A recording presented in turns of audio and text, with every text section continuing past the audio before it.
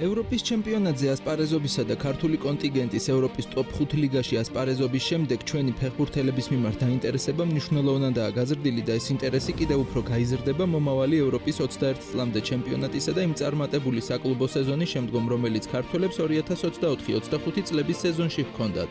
ნაწილი ფეხბურთელებისთვის თუ სეზონი ტრიუმფალური გამოვიდა, ზოგიერთის ბედიღბალი ჯერაც გაურკვეველია და მცირედ რო რჩება პასუხების მისაღებად. პირველ რიგში საუბარი უნდა დავიწყოთ გიორგი გულიაშვილით, რომელიც ბოსნიურ სარაევოს იდეალურად შეეწყო 16 გოლით ტურნირის მეორე საუკეთესო ბომბარდირი გახდა, მესამე ადგილი დაიკავა სატურნირო ცხრილში და თასის გათამაშების ჩემპიონიც გახდა. მასთან ერთად კი წარმატება კიდევ ერთმა ქართველმა ფორვარდმა ვასილიოს გორდეზიანმა გაიზიარა. გულიაშვილის მიმართ ინტერესს არაერთი ბევრად მაღალი დონის კლუბი იჩენს, მათ შორის ტოპ 5 ლიგიდან, თუმცა ვის შემადგენლობაში დაიწყებს ახალ სეზონს, გიორგი ამ კითხვაზე პასუხს მომდევნო ზაფხულს გავიგებთ.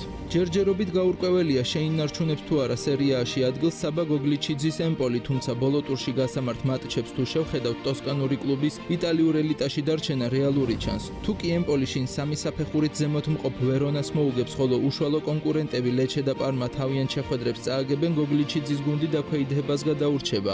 ემპოლის ამოცანა სიციც ამარტივებს, რომ ორივე კონკურენტი გუნდი უკანასკნელ ტურში სტუმრად ითამაშებს, შესაბამისად ლაციოსა და ატალანტასთან და ორივესი თუ არა ერთ-ერთის დამარცხებაც წაადგება საბას გუნდს, რომელიც თამამად შეიძლება ითქვას, რომ იტალიური ჩემპიონატის ერთ-ერთი საუკეთესო მცველია და მის მიმართ დაინტერესებულთა რიცხვიც საკმაოდ მაღალია. სულ რაღაც ორი ტურია დარჩენილი ესპანეთის სეგუნდა დივიზიონის დასრულებამდე, სადაც გიორგი ქოჩორაშვილის ლევანტე პირველ ადგილს 73 ქულით იკავებს და მხოლოდ 2 ქულით ასწრებს უახლოეს მდებარ მირანდეს. გიორგის ამოცანა დაებრუნებინა ლევანტე ლა ლიგაში ასე ახლოს არასდროს ყოფილა და ეს იქნება უდიდესი თავგადასავალის საუკეთესო დასასრული უკვე გადაწყვეტილ ტრანსფერამდე ლისაბონის სპორტინგში.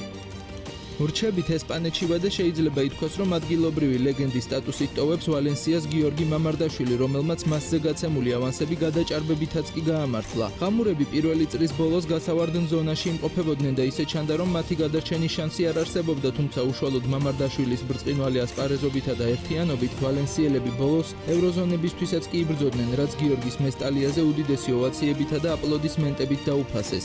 მომავალ წელს საქართველოს ნაკრების პირველი ნომერი უკვე მოქმედი პრემიერ ლიგის ჩემპიონის ლივერპულის ღირსებას დაიცავს და ძირითადი მეკარის პოზიციისთვის იბრძოლებს.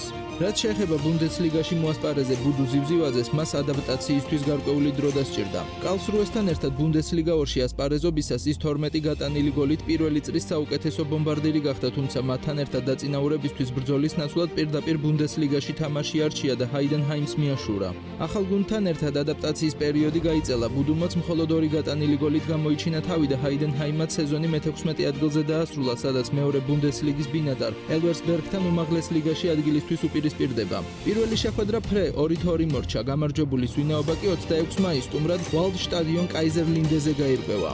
ბოლოს კი მივადექით ჩვენთვის ყველაზე მნიშვნელოვან ლიგა 1-ის ჩემპიონატს, სადაც ტოპ 5 ლიგაში ყველაზე მეტი ქართველი ასპარეზობს. ამ სეზონში ევროპულ საფეხბურთო ელიტაში 31 გოლი გავიდა, რაც რა თქმა უნდა რეკორდია. ისტორიაში საუკეთესო შარშანდელი სეზონის შედეგი 24 გოლი 7 გოლით არის გაუმჯობესებული. ქართული ლეგიონისთვის ისტორიაში საუკეთესო სეზონის გოლებში წვლილი 4 ფეხბურთელს მიუძღვის. გიორგი მიქაუტაძემ ლიონის მაისურით ლიგა 1-ში 11 გოლი გაიტანა, 9 გოლი აქვს გატანილი იმავე ჩემპიონატში ზურიკო დავითაშვილს. ამდენივე გოლით დაასრულა სეზონი ხვიჩა კვარაცხელიამ, ოღონდ მან 5 გოლი სერიაში გაიტანა ნაპოლის მაისურით და 4 ლიგა 1-ში პარის სენ-ჟერმენის მაისურით. კიდევ 2 გოლი ბუნდესლიგაში ზემოთ ნახსენები ბუდუ ზივზივაძის ანგარიშზეა.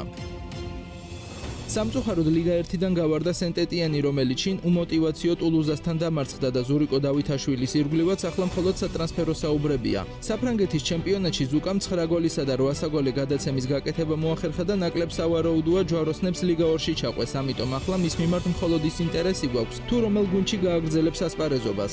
ლიონს გიორგი მიქაუტაძის შეტევითი პოტენციალი შეეძლო ჩემპიონთა ლიგის ზონაში დაესრულებინა სეზონი, თუმცა ამის მიუხედავად მომავალ სეზონში მათ ევროსარბიელზე, კერძოდ კონფერენს ლიგაზე ვიხილავთ. ევროპა ლიგაზეც ფაქტობრივად განაღდებული მოგება მანჩესტერ იუნაიტედის წინააღმდეგ დრამატულად გაუშვეს ხელიდან. გუნდს ლიდერები რაიან შერკი და ალექსანდრ ლაკაზეტიც დაემშვიდობდნენ და შესაბამისად ინტერესი იწვევს ის ფაქტი, თუ ვინ გაუწევს პარტნიორობას 11 გოლისა და 6 საგოლე გადაცემის ქართველ ავტორს შეტევის ხაზში. აღსანიშნავია ისიც, რომ საფრანგეთის გასრულებულ პირველობაში კონფერენს ლიგის საპლეი-ოფ პოზიციაზე მყოფი ლიონი შესაძლოა ევროპა ლიგაზე ვიხილოთ. საამისოდ ჩემპიონმა პარიზელებმა ქვეყნის თასიც უნდა მოიპოვონ და საფრანგეთს UEFA-ს ევროტურნირებზე ერთი საგზური დაემატოთ, რაც მიქაუტაძის გუნდს ევროპა ლიგაზე გაიყვანს. ბოლოს კი მივადექით ყველაზე მნიშვნელოვან საფეხბურთო ფიგურას მიმდინარე სეზონსა და ზოგადად უკანასკნელ წლებში. ხვიჩა კვარაცხელიას, რომელმაც ზამთრის სატრანსფერო პერიოდში სამუშაო ადგილი გამოიცვალა და ნეაპოლიდან პარიზში გადაბარგდა.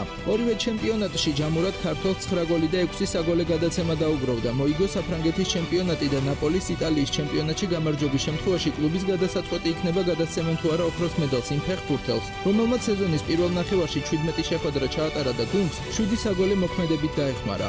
ამავდროულად ტოპ 5 ჩემპიონატში ხვიჩას უკვე 32 გოლი დაუგროვდა, რითაც ალექსანდრე იაშვილსა და ლევან კობიაშვილს გაუთანაბდა, რომელთაც ამ დრომდე უმაღლეს დონეზე ყველაზე მეტი გოლი ჰქონდათ გატანილი. თუმცა უნდა ითქვას, რომ პარიზელებისთვის სეზონი ჯერ არ დასრულებულა და მეტიც მათ ტრებლის შესრულების შანსი აქვთ. 24 მაისს კლუბი საფრანგეთის თასის ფინალში რეიმს დაუპირისპირდება, ხოლო 31 მაისს ყველაზე პრესტიჟული ევროპული საკლუბო ტიტულის, ჩემპიონთა ლიგის მოგების შანსი ექნებათ. კვარაცხელიას შანსი აქვს გახდეს მეორე ქართველი კახა კალაძის შემდეგ, ვინც აღნიშნული ტიტულის მფლობელი გახდება და ეს ქართული ფეხბურთის ისტორიაში კიდევ ერთი ოქროს ასოებით ჩაწერილი თავი იქნება.